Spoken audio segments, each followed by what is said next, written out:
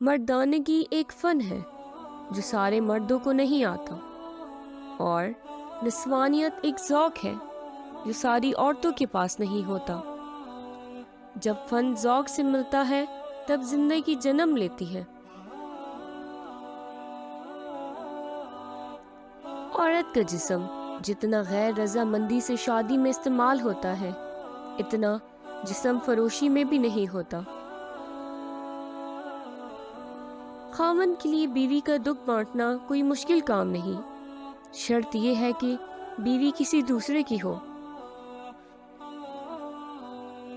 عورت ذہانت سے زیادہ حسن پہ محنت کرتی ہے، کیونکہ وہ جانتی ہے کہ مرد کے پاس دماغ سے زیادہ تیز آنکھیں ہیں۔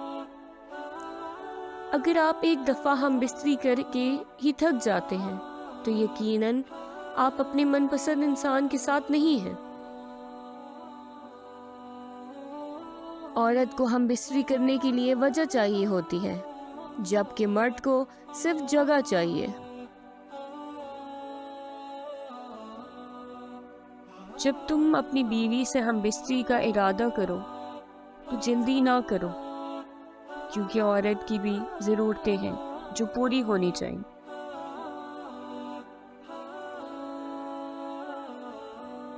تم لوگ اس لیے غریب ہو کیونکہ جب بارش ہوتی ہے تو فصل اگانے کے بجائے تم لوگ جنسی ملاپ کرنے لگتے ہو۔ جب تک مرد اپنی مردانگی کی اکڑ اور عورت اپنی نسوانیت کی نزاکت نہ اتار پھینکے، تب تک ان کی ہم بستری مکمل نہیں ہوتی۔ جوان لڑکی کی ایڑی میں بھی آنکھیں ہوتی ہیں، وہ چلتی ہے تو اسے پتہ ہوتا ہے کہ پیچھے کون کیسی نظروں سے دیکھ رہا ہے۔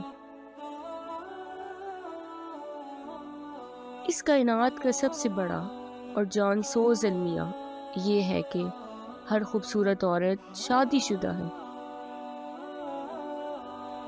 انسانی دماغ کبھی کسی برائی کو آسانی سے قبول نہیں کرتا، اس لیے برائی کو قبول و مقبول بنانے کے لیے فکری طور پر فضا ہموار کی جاتی ہے۔ تجربہ وہ کنگھی ہے جو زندگی میں اس وقت ہاتھ آتی ہے جب بال جھڑ چکے ہوتے ہیں۔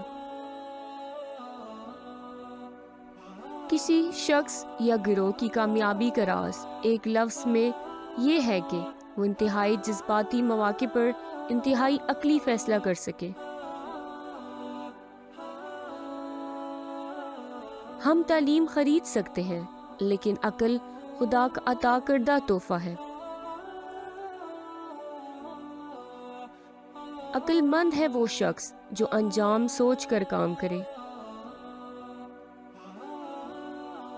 مصیبت اگر انسان کو دولت مند نہیں تو عقل مند ضرور بنا دیتی ہے۔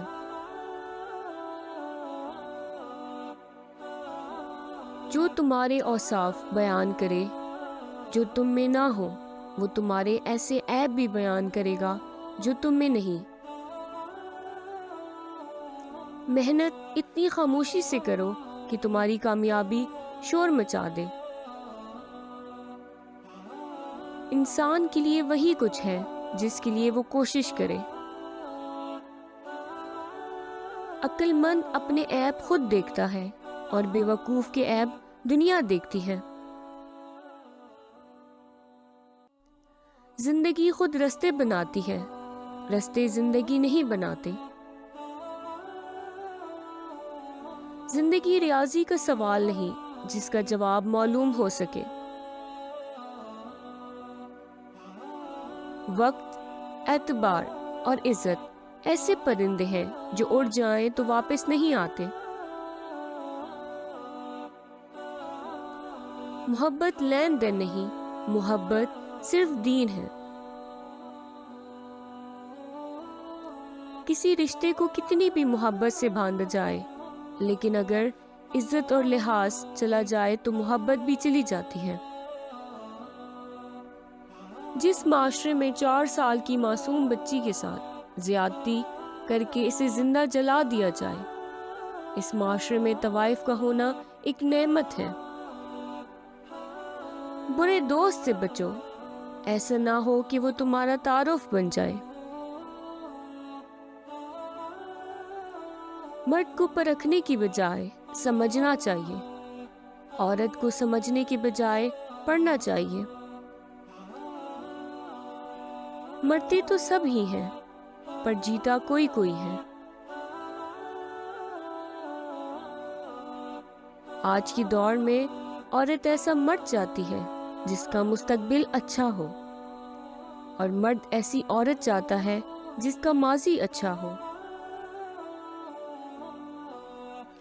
غریبی مرد کو ننگا کرتی ہے اور پیسہ عورت کو۔ مشکل ترین کاموں میں سے سب سے مشکل کام اپنے کام سے کام رکھنا ہے۔ کیا پتا یہ دنیا کسی اور سیارے کی جہنم ہو۔ دنیا میں جتنی لعنتیں ہیں، بھوک ان کی ماں ہے۔ لوگ کہتے ہیں عورت راز نہیں رکھ سکتی۔ میں کہتی ہوں اگر عورت راز نہ رکھتی تو معاشرے کا کوئی مرد منہ دکھانے کے قابل نہ ہوتا۔ مرد کی سب سے بڑی خوبصورتی اس کا بینک بیلنس ہے۔ کتاب خریدنا تمہیں مہنگا نہیں پڑ سکتا، لیکن کتاب کو نہ پڑھنا بہت مہنگا پڑ سکتا ہے۔ اگر آپ اپنے شعور کو بڑھانا چاہتے ہیں تو کتابیں پڑھیں۔ اگر آپ خوفناک تنہائی کو شکست دینا چاہتے ہیں تو کتابیں پڑھیں۔ اگر آپ ایک زندگی میں 100 زندگیاں جینا چاہتے ہیں تو کتابیں پڑھیں۔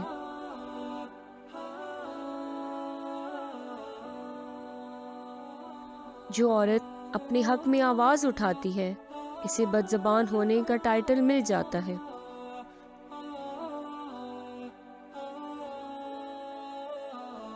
ہمارے معاشرے میں جس نے پالش، مالش اور چمچہ گیری سیکھ لی، اسے کسی اعلیٰ تعلیمی ڈگری یا کسی کام کی ضرورت نہیں پڑتی۔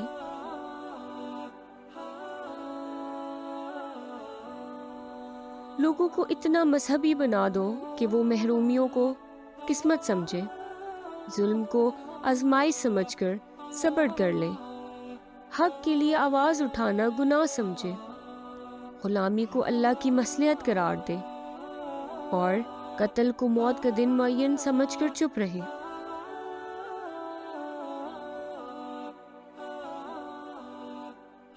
اگر آپ بڑی عمر کی عورت سے شادی کر رہے ہیں تو آپ کو خوش ہونا چاہیے، کیونکہ آپ نبی کریم صلی اللہ علیہ وآلہ وسلم اور حضرت خدیجہ سلام اللہ علیہ کی سنت پر عمل کر رہے ہیں۔